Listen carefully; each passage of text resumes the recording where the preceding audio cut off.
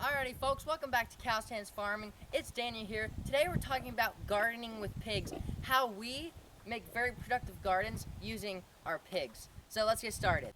Alright, so here's our two American guinea hogs that we have. They're what we use to till, fertilize, and seed our garden. So we're going to show you the three different pens we have and how we rotate them around and use them to make really good gardens. So right here we're in our first pen. You can see there's a couple things left here, but the pigs are knocking it all down. They're tilling the soil up. If you come over here, you can see they're really starting to clear it out.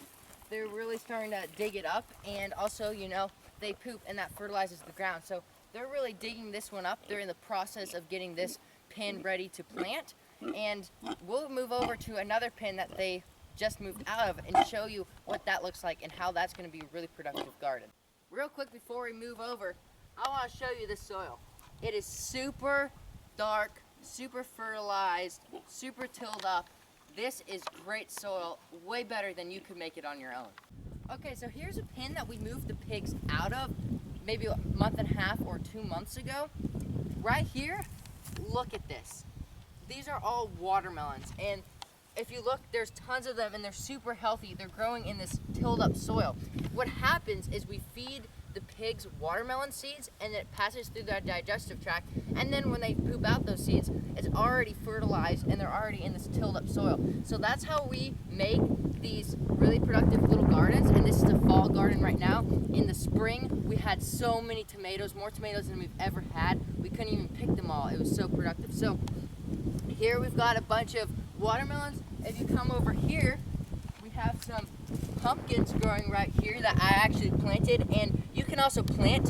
You don't have to have the pigs plant everything for you. You can also transplant some other things into here, which is what we did with these pumpkins. So this is that pen that we just moved them out of, and it's looking really good. We should have some great crops here in a month or so. All right, this is a pen that the pigs have been out of for a while. This is the one that all those tomatoes grew in.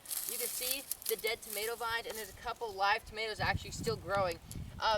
One little note, pigs can't eat tomato vines, they're poisonous, so we are gonna have to pull them out before we put the pigs back in here.